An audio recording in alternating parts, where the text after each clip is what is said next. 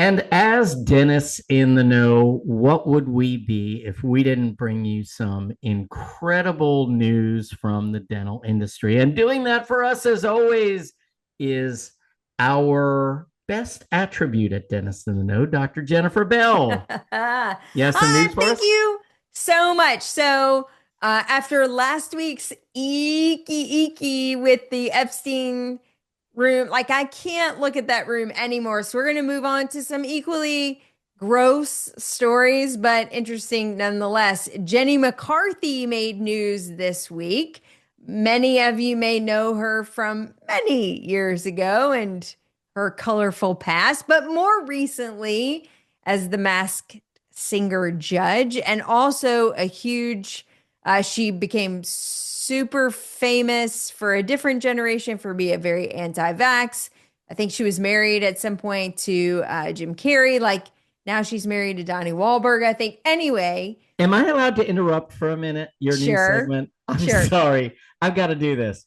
Did you see the New Year's Eve show where she kissed the dude with like the big cold sore on Yeah, her I lip? did. I did. And it That was an awkward long kiss. Like it yeah, was, yeah. And yeah. and I thought this guy now has herpes for the rest of his life. There Yep. is no getting around it. That was Nope. yeah, yeah. Nope. There were open vesicles on that Yeah. thing, man. Yeah, That yeah, was yeah, yeah. not good. She had not had enough Valtrex yet to lock that thing down. So here we are nonetheless. Well, Sorry, I couldn't resist interestingly, when you said that. I know. Well, so interestingly enough, she came public this week about some recurring oral infections that Ah, she had. surprise, I surprise, I surprise. don't think it was viral that led to some teeth falling out. And then also she started developing growths on her eyeballs. So it kind of goes through this whole process where she had up to 9 surgeries, she reported antibiotics for over a year to treat a deep bone infection that she had that she believes spread up into her eyeball as well. She believes the problem started with a failed ceramic dental implant, which then led to additional failed prosthetics in that area. Um, Removal of part of her jawbone, which I'm guessing from her mandible, deep infections, etc., and then ultimately felt like it spread to her eye. So don't know the whole pathology, but again, dentists make it yet again in the news. And while we're at it, we'll just go ahead and pile on. Uh, to date, I believe probably the largest payout that's been ordered to a dentist. I think most dentists now, probably from a malpractice coverage, have somewhere between like the 6 and 8 cap. I think is a pretty typical one. It used to be 4 to 6, 4 million, 6 million based on different parameters. A dentist has now been ordered to pay $9.5 million to 2 dozen former patients. Interpreting the story, I believe that the dentist was providing more really complex dentistry. Maybe it fell in the category of like overdentures and fixed hybrids, lots of implants, lots of full mouth rehabilitation. Over 2 dozen patients came forward in a lawsuit towards that dentist, and the settlement came out this week at 9.5 million. So, just as a heads up for all my colleagues out there, if you have a 6/8 rider, might be time to look at your policy depending on the type of dentistry that you're doing. Guys, dental benefits, a lot of interesting statistics that live within the dental benefit world. But I think I've been noticing a trend on a lot of Facebook groups recently.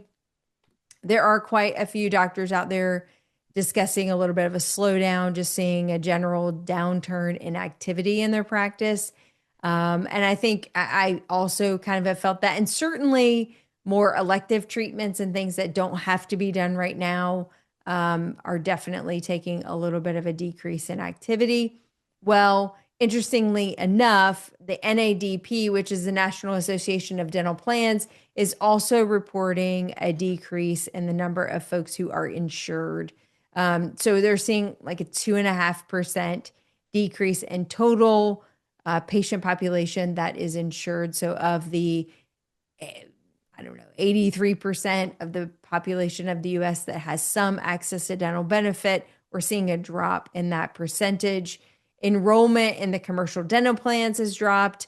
Also, publicly funded plans has also dropped as well. The only things that are seeing an increase in coverage are the Medicaid enrollment plans and CHIP enrollment plans are the ones that are seeing a slight increase. It's not huge, but still slight.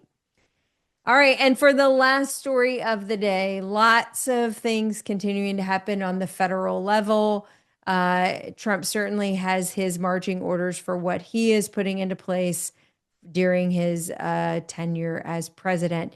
Another interesting announcement likely going to come out of the U.S. Department of Education. There was it wasn't a law necessarily, but a proposal that went into effect, which was called the SAVE Act, Saving on Valuable Education.